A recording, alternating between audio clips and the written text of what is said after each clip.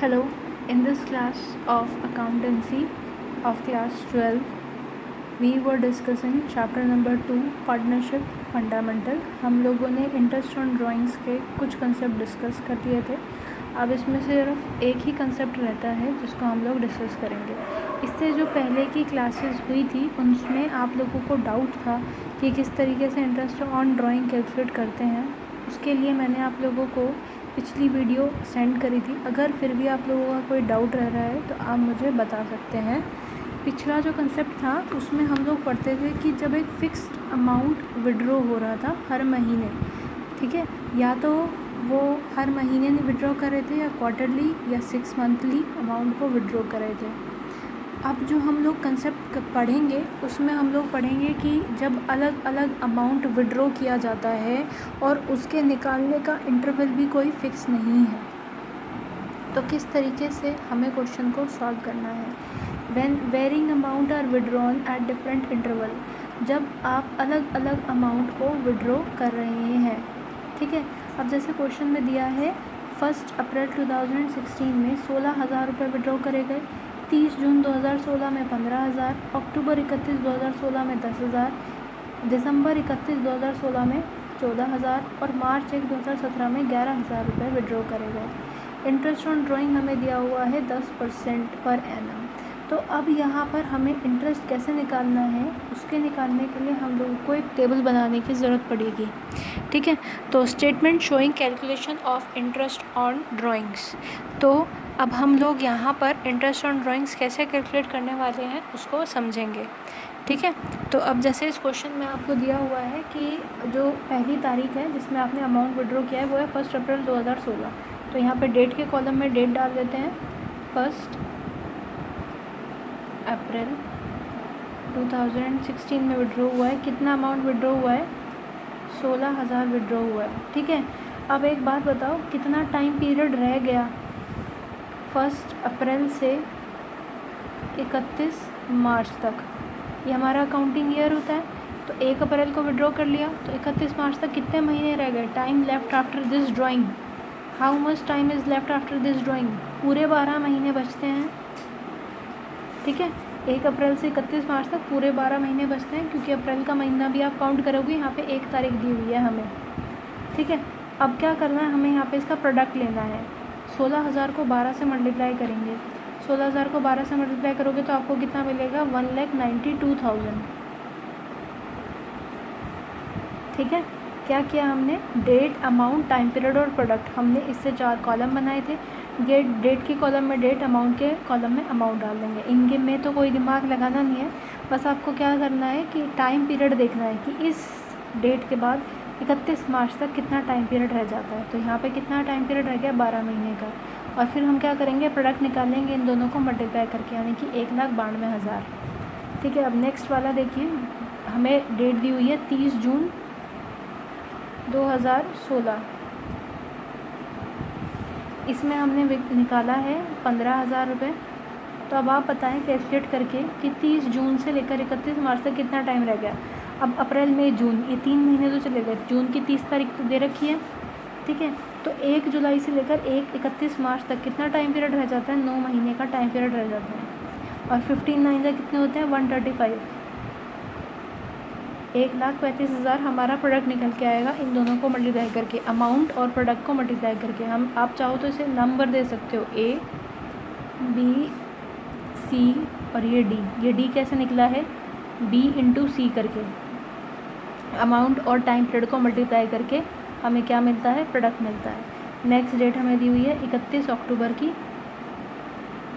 2016। अब अक्टूबर का टाइम चला गया, नवंबर, दिसंबर, जनवरी, फरवरी, मार्च, ठीक है। तो अब कितने महीने रहते हैं हमारे? 5 महीने रहते हैं और हमने अमाउंट निकाला है 10,000। अब इसका प्रोडक्ट निकालेंगे, 10 को 5 से मल्टीप्लाई करेंगे, हमें मिल जाएगा 50,000। नेक्स्ट है, तारीख दी हुई है हमें 31 दिसंबर 2016। इसमें हमने निकाला है 14,000। अब 31 दिसंबर तक का टाइम चला गया, तो जनवरी, फरवरी और मार्च, ये 3 महीने बचते हैं। यहाँ पे आप लिख देंगे 3, और 14 3 से कितने होते हैं? 42, ठीक है। तो 42,000 इसका प्रोडक्ट आ गया। नेक्स्ट डेट हमें जो लास्ट डेट दी हुई है वो दी हुई है 1 मार्च, तो 1 मार्च 2017। नेक्स्ट अकाउंटिंग ईयर 2016 में शुरू हुआ है तो 2017 में तो एंड होगा ना। अब यहाँ पे आपने 11,000 रुपये निकाले हैं। अब बताएं 1 मार्च से 31 मार्च तक कितना टाइम पीरियड रह जाता है, पूरा 1 महीना रह जाता है। तो इसका प्रोडक्ट कितना आ जाएगा, 11 बन जाए कितने होते हैं 11।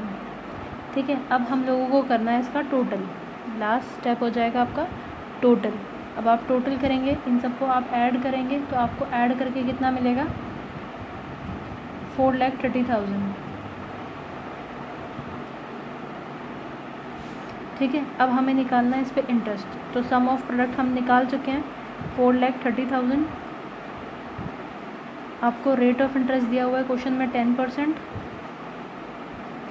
और हमें यहाँ पे जो एवरेज पीरियड लेना है वो लेना है 1, क्योंकि हम यहाँ पे सबको मल्टीप्लाई करते चले गए थे तो हम यहाँ पे एवरेज पीरियड लेंगे 1 का, 1/12।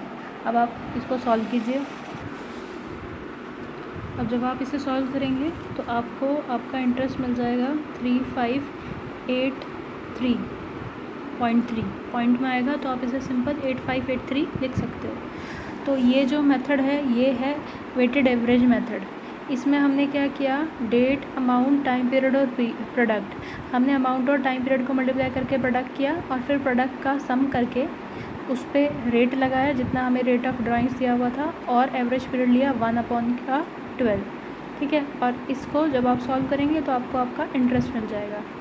ठीक है, ये एक तरीका था कि किस तरीके से हम लोग, जब हमें डिफरेंट अमाउंट दे रखा है, वेरिंग अमाउंट दे रखा है और डिफरेंट इंटरवल पे आपने वो अमाउंट निकाला है, कोई एक पर्टिकुलर टाइम पीरियड नहीं बन रहा है, तब हम इस मेथड को फॉलो करते हैं।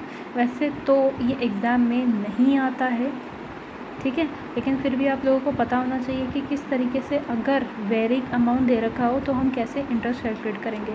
ठीक है, ये था आपका वेटेड एवरेज मेथड, और दूसरा है आपका सिंपल मेथड।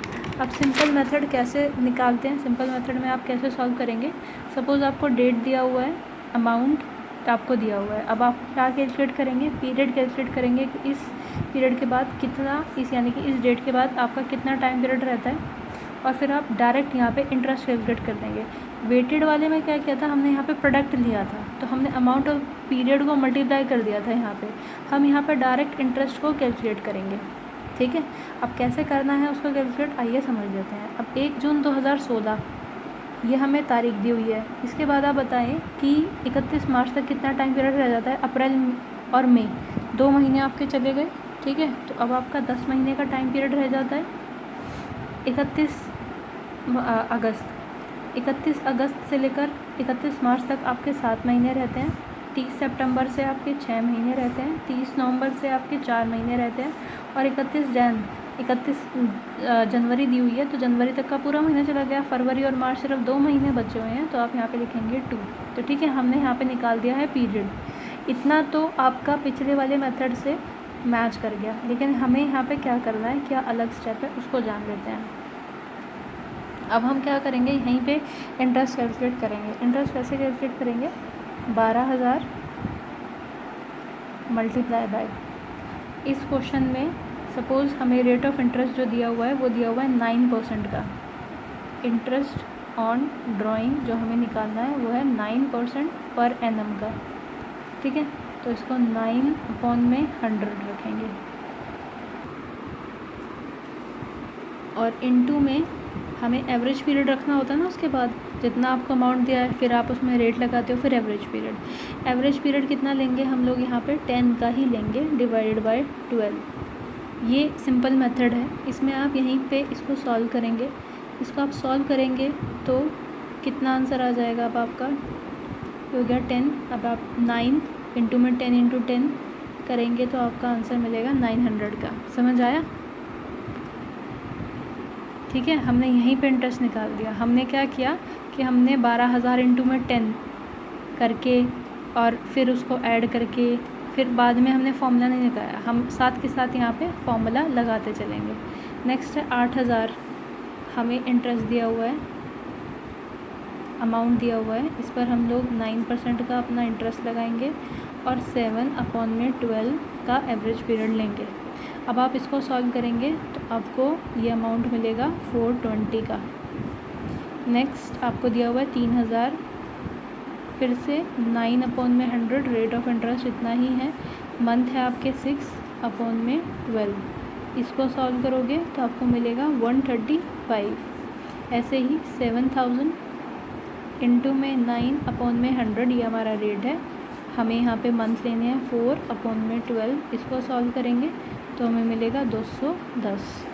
लास्ट है 6,000 इंटू में 9/100 मल्टीप्लाई बाय 2 महीने का टाइम है डिवाइडेड बाय 12। इसको सॉल्व करेंगे हमें मिलेगा 90। अब लास्ट स्टेप क्या करना है, हमें टोटल निकालना है। इसका टोटल आपका आ जाएगा 1,755। यही है आपका इंटरेस्ट। ठीक है, तो ये आपका सिंपल मेथड था। इस सिंपल मेथड में हमें हर एक स्टेप पे फॉर्मूला लगाते चलना है और लास्ट में हम लोग सम अप कर देंगे, ऐड कर देंगे। और जो आपका वेटेड वाला मेथड था उसमें हम क्या करते हैं, मल्टीप्लाई करते हैं और लास्ट में हम लोग यहाँ पे अपना फॉर्मूला लगा देते हैं। बस इसमें एक चीज़ का ध्यान रखना कि यहाँ पे आपको एवरेज पीरियड 1 लेना है।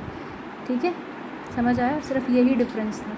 अब आप लोग को जो भी कन्वीनियंट लगे आप उसको इस्तेमाल करके अपने क्वेश्चंस को सॉल्व कर सकते हैं। ठीक है,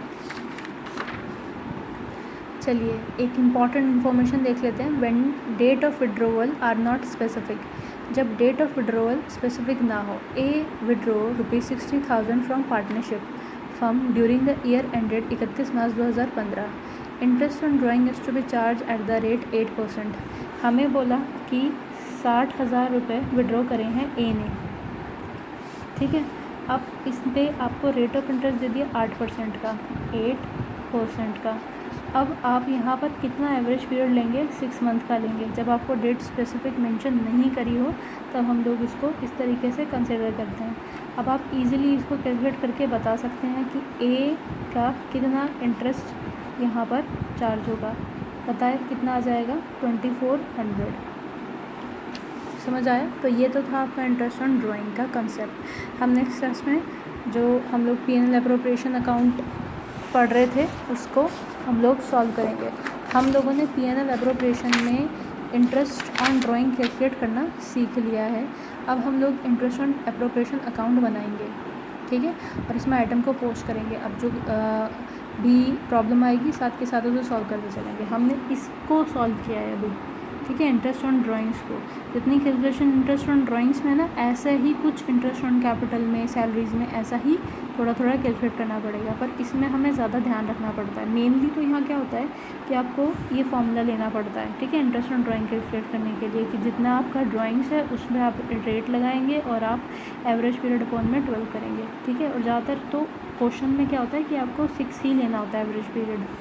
ठीक है, तो ज़्यादा कॉम्प्लेक्स इन्फॉर्मेशन यहाँ पे नहीं आती है। आई होप आपको क्लियर हो गया होगा। नेक्स्ट क्लास में हम लोग P&L एप्रोप्रिएशन अकाउंट के बारे में समझेंगे।